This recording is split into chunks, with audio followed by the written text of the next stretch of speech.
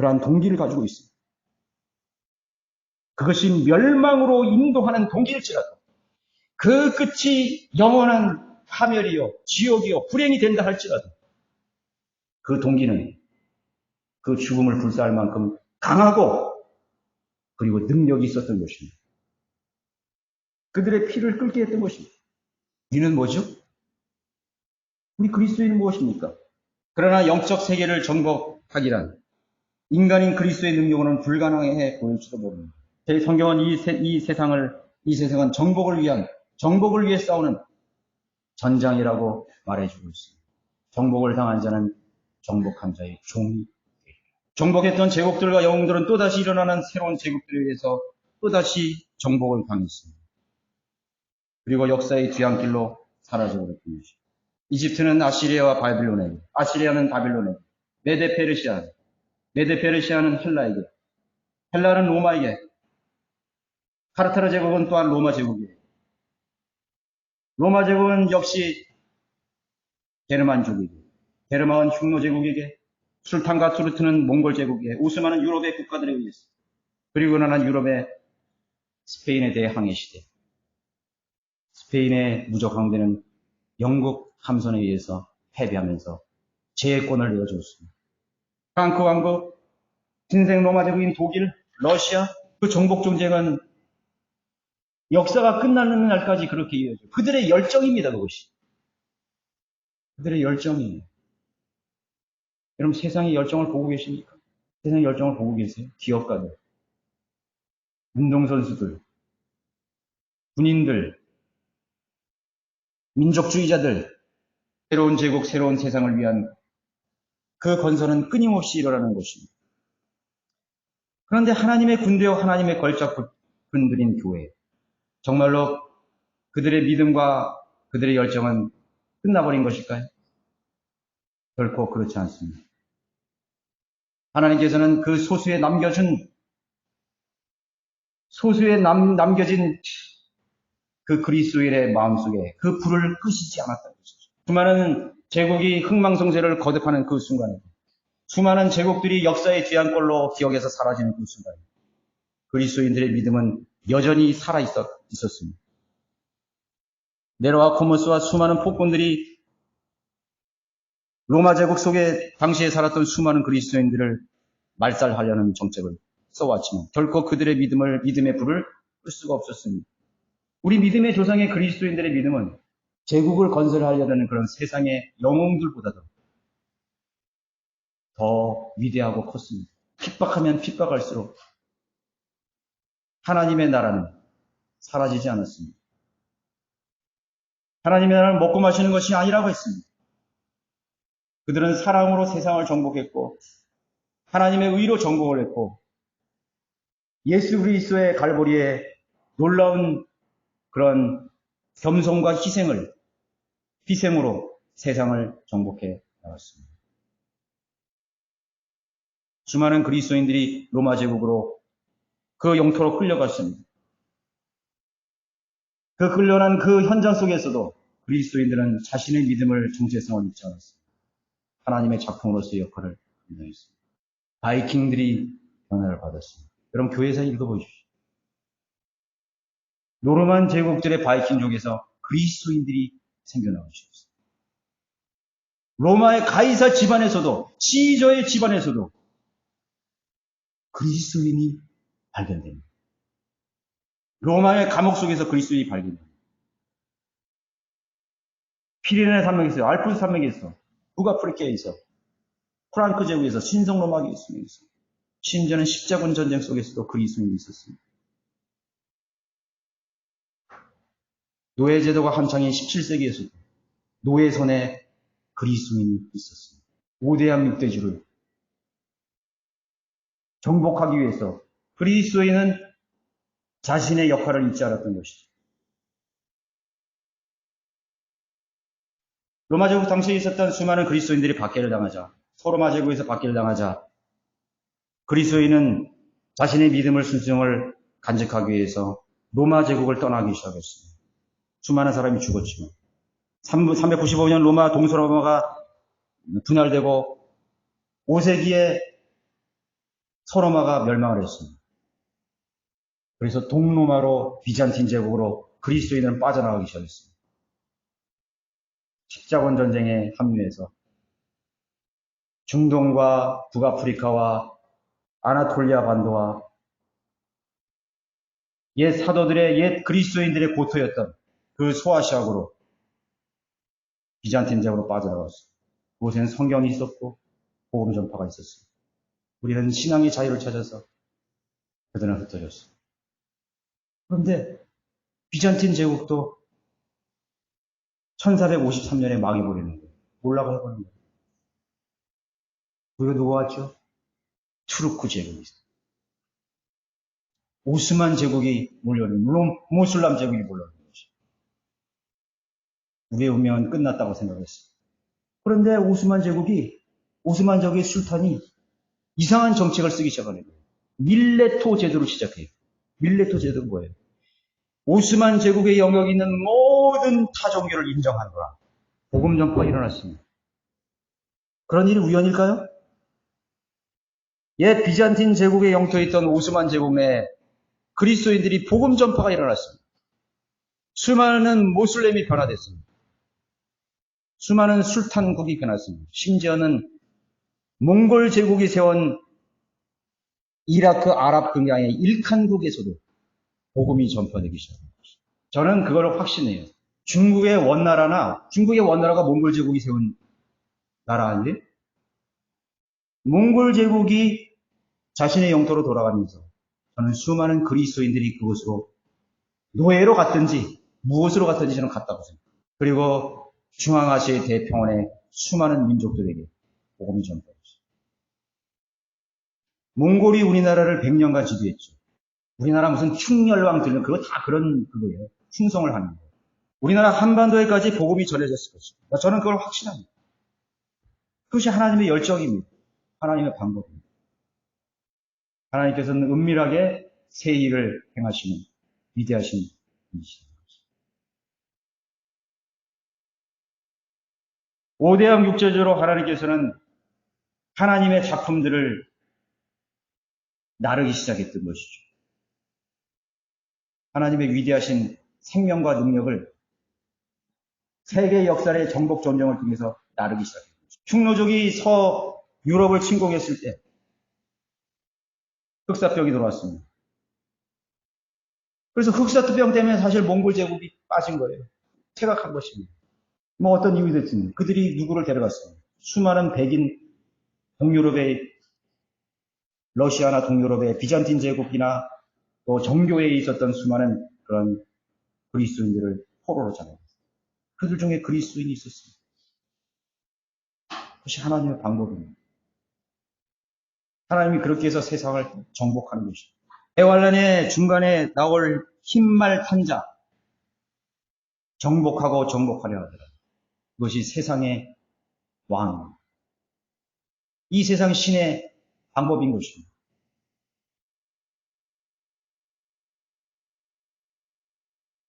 그러나 하나님의 능력으로 하나님의 걸작품들을 통해서 하나님의 위대하신 생명이 전파되었던 것이죠. AD 500년까지 끊임없는 순교의 행렬이 있었습니다. AD 200년에서 320년 동안 로마에 의한 공식적인 대박해가 10번 이상 있었습니다. AD 318년 밀라노 칙령으로 기독교가 공인되었고 392년에 데오도시우스가 국교로 지정을 했지만 정권과 야합한 종교가 정교일체된 기독교와 정권이 야합한 그것이 바로 로마 카톨릭이죠.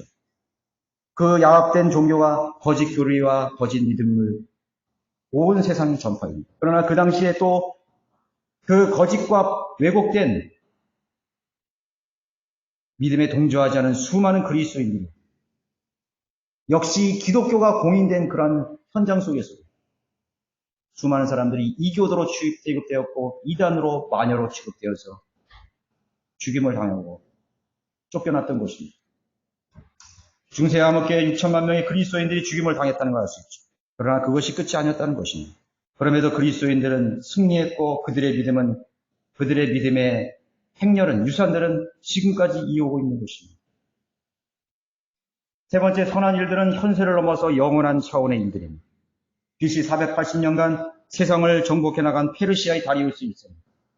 여러분, 다리우스가 유대인들을 돌아가게 했죠? 그 다리우스입니다. 그 다리우스 1세는 헬라, 그리스, 발칸반도를 정복하기 위한 정복 전쟁을 시작했습니다. 그 당시에 그리스에 수많은 도시국가들이 있습니다. 아테나라든가, 그를 비롯한 수많은 도시국가가 있습니다. 스파르타라든가. 수천 개의 섬이 있어요. 그게 다 도시국가예요. 그리고 그 당시에 올림픽이 일어난 거예요, 올림픽. 그 도시국가들이 모여서 아테네에서 경합을 벌였던 게 올림픽이에요. 그 애개의 섬들과 도시국가를 정복하는 시대였던 것이죠. 그렇게 해서 아테네와 마라톤을 정복하려고 애를 썼습니다. 그러나 다리우스의 야욕인 그 꿈은 실현되지 않았습니다. 그 다리우스는 죽어가면서 자신의 아들 크세르크세스 2세에게 자신이 못한 그리스 정복, 마케도니아 정복을 의탁하면서 유언을 남기고 죽어가는 것이죠. 아들아, 내가 못한 이 마케도니아 정복을 너에게 맡겨. 나의 꿈을 좀 실현시켜다오. 그렇게 죽어갔어요. 그 아들 크세스 1세는 마케도니아를 지금의 발칸반도를 정복하기 위해서 전쟁을 시작했는 것이죠. 수많은 피를 흘리고 사람들이 죽어갔어요. 그때 누가 일어났죠? 스파르타의 알렉산더라는 한 청년이 25살밖에 안 된 청년이 일어나가지고 도시국가를 다 정복해요. 오히려 보복전쟁으로 페르시아는 크세르크세스는 알렉산더에게 무참히 짓밟혀버린 거죠. 알렉산더가 페르시아를 다 정복하고 인도를 정복해서 실패했죠. 돌아오는 게 32세의 나이로 열병에 죽어서 모기에 물려서 죽은 거예요, 사실. 풍토병에 걸려서 생을 마감한 거예요. 고향에 들어가고 있습니다. 왜 헬라 제국의 역사는 너무나 짧은 것이죠. 그러나 그게 다 이유가 있다. 그것이 지상의 역사와 삶이죠. 아들에게까지 자신의 죽어가면서의 그 열정을 부탁했던 얼마나 처절한 것입니다. 그 자신의 백성들의 국가에 제국에 피를 흘려서 못다한 그런 야욕과 꿈을 실현하기 위해서 자신의 아들에게 그것을 남기고 죽어간 것입니다. 그리스도인들이 무엇을 남기기 위해서 복음을 전하는 것입니까? 한혼을 이겨오는 것은 온 세상을 얻는 일보다 더 귀하고 위대한 일이라고 분명히 성경에 쓰여 있습니다. 이 세상의 역사는 모두 시나리오로 다 되어 있습니다. 하나님께서 다 미래하시고 어떻게 보면 하나님의 각본 속에서 그것이 이루어지고 그게 세상의 삶이에요. 그게 덧없는 삶이에요. 어차피 망할 거. 그때 그 망할 것을 가지고 남지도 않을 영원할 것을 가지고 아웅바등하면서 사는 것이에요. 여러분들이 지금 열정을 쏟는 그 일에 뭘 남길까요? 뭘 남기죠? 성경은 분명히 합니다. 먹고 사는 일에, 먹고 입는 것에 만족하라. 왜 그렇게 얘기했을까요? 왜 남들은 부지런하게 살고 그러는데 이 세상 가치관과 변화에 따라가지도 못하는데 너희들은 먹고 살는 그 현실에 만족하라고 했을까요? 그 현실에 안좋아하라는 거예요? 다른 일이 있다는 거예요. 너희들이 이 세상에 썩어지고 다시 무로 돌아갈 이 세상의 일에 열정과 심혈을 다할 시간이 없다는 거예요. 너희들이 몸이 있고 추위와 더위를 막아줄 먹을 것과 입을 것이 있으면 그것 그런데 그것으로 만족하라. 왜 만족하냐? 다른 일이 있다 이거예요. 더 소중한 일이 있고 영원히 후회할 일이 남아있다는 거예요. 왜 안 하는 거예요?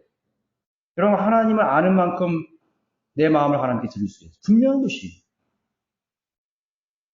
모슬렘은 자신의 사상과 철학을 그들에게 심어준 것입니다. 어릴 때부터 심어준. 왜? 그 일들을 하기 위해서. 여러분 이 세상의 종교인들 보세요. 얼마나 열심히 해요. 신천지 신자들 얼마나 열심히 해요. 여호와 주인 얼마나 열심히 해요. 안 그래요? 하다못해 제도교회 사람들도 열심히 해요.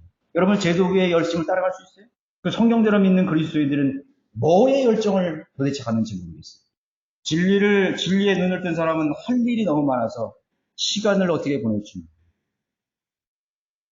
내 남은 생애가 이제 얼마 안 남았는데 이걸 내가 다 어떻게 하지? 하나님 말씀을 공부하는 일에 마음을 다하고 있어요. 진리를 전파하는 일에 마음을 다하고 있습니까? 한 명의 혼을 세워주기 위해서 이런 마음의 열정을 다하고 있습니다. 어떤 계획을 가지고 있습니다. 너의 플랜은 무엇입니까? 너의 청사진은 무엇입니까? 너가 지금 30살인데 너의 앞으로의 삶의 청사진이 뭐냐? 하나님께서 내놓으라 그러시죠. 내놔봤더니 전부 썩어질 것이죠. 잘 먹고 잘 살고 취직하고 장가가고 노후 대책 어떻게 보내고. 그것은 다리오스가 크레스센세스에게 주고하면서 해왔던 그런 부질없는 유언과 똑같은 것이죠. 아들아, 그저 돈 많이 버내는 게 제일 좋은 거야. 아들아, 공부 많이 하는 게 제일 좋은 거야. 그냥 스펙 많이 쌓고 남들보다 더 많은 기술 가지고 자격증도 따고 남들보다 앞서가야 돼. 그래야 이기는 거야. 정보 아니? 남들보다 뒤지면 안 돼. 아버지는 잘 못 배워서 너라도 잘 배워. 아버지가 밀어줄 테니까. 다리우스가 죽어가면서 했던 말하고 뭐가 다른 거예요? 뭐가 다른 거죠? 이제 알렉산더가 일어날 텐데. 아무도 그건 예상할 수 없는 것이죠. 어차피 멸망할 거야. 그냥 가만히 있었으면 본전이라도 됐을 뻔했는데. 헛된 수고를 하는 것이죠. 그 열정이 우리의 인생을 헛된 수고로 몰아가는 것이죠. 피를 말리는 헛된 수고로 다 망가뜨리는 것이죠.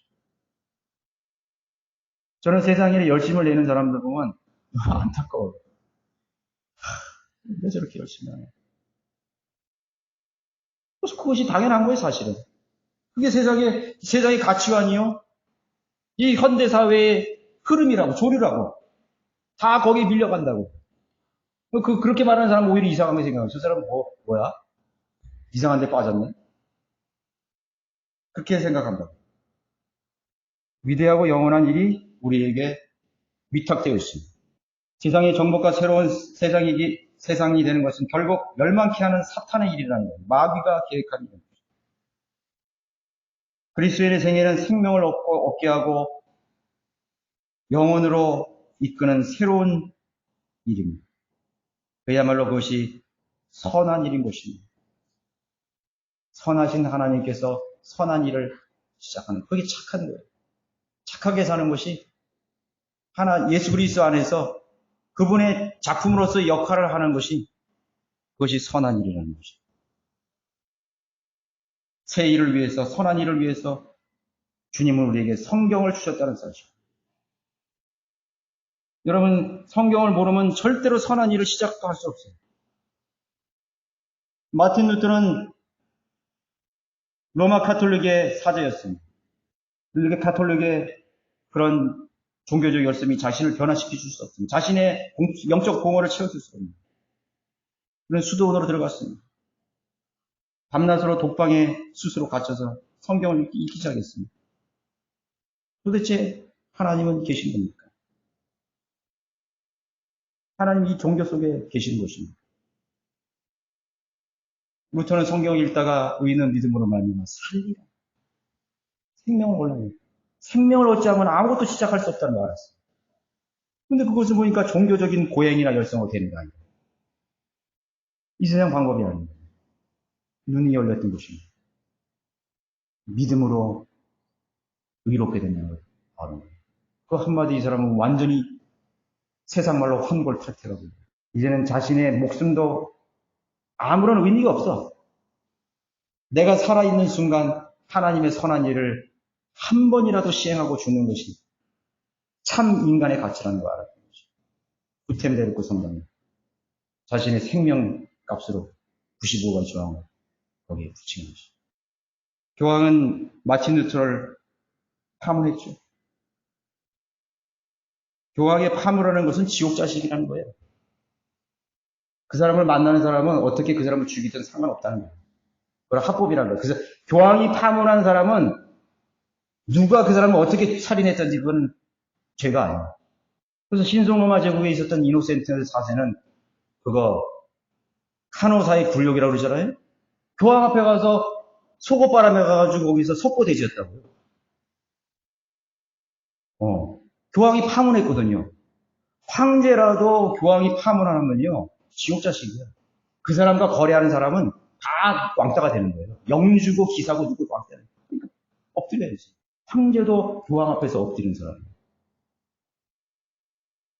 마틴 루터 위대하신 하나님을 알았던 것이. 자신의 운명은 하나님이 목숨값을 가지고 있다는 거 알았던 거예요. 자신의 인생의 값은 하나님의 것이에요. 나는 하나님이 만드신 걸작품이다. 그 사람이 새 일을 시작할 수 있었던 것이. 수많은 비열한 그리스도인들이 많죠. 얼마나 비열합니까? 얼마나 가증스러운 일을 하고 있어요.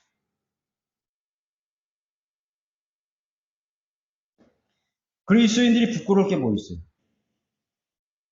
수치스럽게 보였습니다. 그 사람만이 새 일을 시작할 수가 있는 것이에요.